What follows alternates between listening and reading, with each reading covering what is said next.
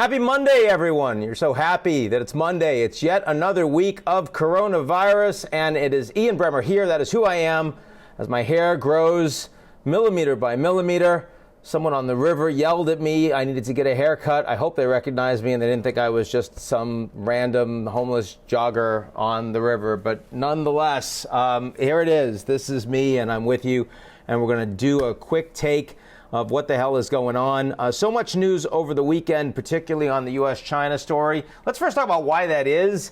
Obviously, the numbers that we're now talking about in the United States are changing. I think everybody heard when Dr. Fauci came out and said we probably can do under 100,000 total deaths if we were all able to socially distance. And then you heard the 60,000 number. And everyone was oriented towards, okay, 60,000, let's do 60,000. And President Trump, who, of course, always wants to be the most optimistic possible cheerleader of any topic at any time, whether it's how far the Dow can go up, how great the economy can be. We get up 4% growth this year. All of how quickly you can get the deficit down despite expanding it, and now how few deaths we could actually have, and oriented towards that 60,000 figure, even though at the time of the sort of 5 significant and respected modelers of coronavirus cases and deaths in the United States, the 60,000 number was always the most optimistic. But that's where they grounded, anchored. Everybody, when they hear that, they orient in the same way. And of course, now we're at about 70,000 with a couple thousand more a day.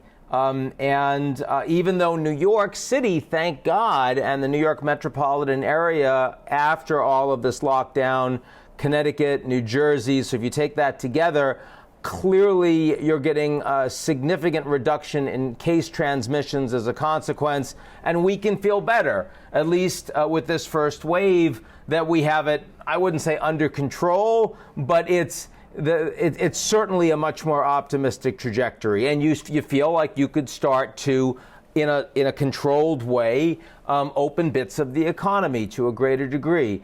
But so many of the states that are now opening, and keep in mind, President Trump and the CDC have supported phase 1, phase 2, phase 3 in how you would go about opening. They're not making the orders. The governors are the ones responsible, but they created the baseline to go against.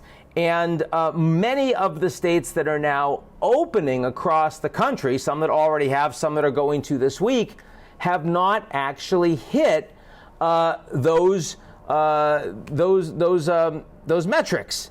And so, if you've got conditions that are set out by the Trump administration and you're not actually adhering to them, then you expect that you're going to get much more significant numbers of cases. And that's keeping in mind that if you look at the New York metro area, we're seeing a reduction in cases and deaths numbers every day.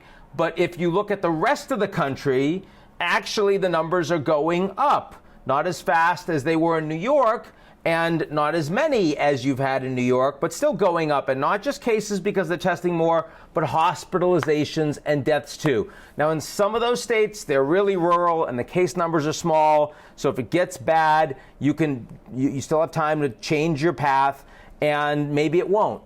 But in many states, that's not the case at all. And so I think our expectation now is, without changing the expectation for U.S. GDP all that much, you're probably going to be closer to 100,000 or more over the coming month, 2 months. And that's going to be much harder for Trump to sell. Obviously, he will do his best. He will reorient it towards, well, if I hadn't done anything, we would have 1 million and 2.2 million deaths. That's what they originally said. And of course, I'm the guy that shut down the border with China and all of that. I get it. But for those that have heard him in the last 4-8 weeks say not 100,000, hopefully 60,000, and now back to 100,000 or more, that's going to hurt. And, Trump was at his highest level of approval, inching 46, 47% blended rate. hard to see that he's going to be doing that well going forward. You expect in the next few weeks, months, it's probably going to take a fair amount of beating. Well, so why am I saying all this? First of all, because it's relevant in what's happened in the U.S., but secondly, because that's why you're now seeing the Trump administration going much harder against China. If you're going to be blamed for much worse caseload and death count in the United States, and if the very formulation that your administration put forward in terms of how you're supposed to reopen the economy is not actually being adhered to by your own governors, your own red state governors, it's making it hard for you to blame internally. I mean, you'll try, but it's much better to have an external boogeyman that everyone can't stand. And China is that boogeyman, especially because the Chinese are actually responsible. We know that the original virus came from Wuhan, and we know that they covered it up for a month. And while they were covering it up, people were traveling from Wuhan. 5 million Chinese left the region, 400,000+ left China. And that's what got you the original cases, not in New York. Turns out those came from Italy, though those cases from Europe had originally come from Wuhan. But from in Washington state, those California originally came from China, also Iran, also Europe. So without that level of cover-up, the chances you could avoid a pandemic and certainly avoid this kind of crisis very, very much higher. So now you're seeing people starting to say we want to litigate against the Chinese. They should pay reparations for the economic damage that's being done. Of course, that's not going to happen, but they are going to take a fair amount of blame, and Trump sees that as an opportunity. Pompeo, the Secretary of State, over the weekend most dramatically said that they have conclusive evidence that this originally came not from a wet market, but from a biolab. Not intentionally, not the Chinese were trying to cause bioterror with a new virus, but rather that their security was inadequate. They were experimenting on these viruses, and they got out. Now, if it turns out that that's true and the Chinese lied about that, even though I view the cover-up as by far the more significant issue, that is going to drive an enormous amount of bad will from the United States towards China, makes a Cold War with the Chinese much more likely. Of course, we haven't yet seen that evidence, and demanding that the Chinese provide us access to the lab to ensure there isn't any is very different than saying we have a smoking gun. If it's the latter, it's going to be a partisan, just Trump supporters on it. If they have real evidence, the whole damn country is going to be baying for blood on this issue. And at that point, you would expect the phase one trade deal is going to fall apart. You'll see higher tariffs. It will have a much bigger negative effect on the American markets this year, but will give the Trump administration a much juicier target for not taking accountability and blame for the pandemic. Now, again, having said all of this, let us keep something very simple in mind, which is that the Chinese lied, they covered it up, but everyone else in the world, including the Chinese people, found out about it at the same time.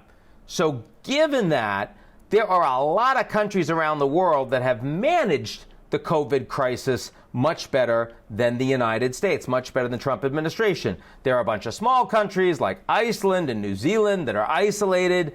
But there are also some big countries like South Korea and Germany. And the big issue I have is that for all that we should appropriately blame the Chinese and want them to take accountability for not handling this, we also need to ask why the Trump administration was incapable of having the kind of response befitting the world's greatest superpower. Why couldn't we look more like South Korea or Germany? I wouldn't expect us to look like Taiwan or New Zealand. These are tiny, tiny states. It's much easier to close your borders. They're much more homogeneous. It's much easier to get everyone to listen to what the government says. The U.S. is a federal system. It's a lot harder.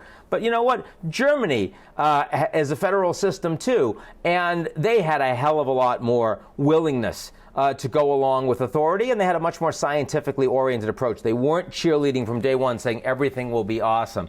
And an everything will be awesome presidency without much focus on science ultimately is likely to get us more than 100,000 deaths here in the United States. That's it for Monday. Hope everyone's doing well. Stay safe, avoid people, and I will talk to you real soon.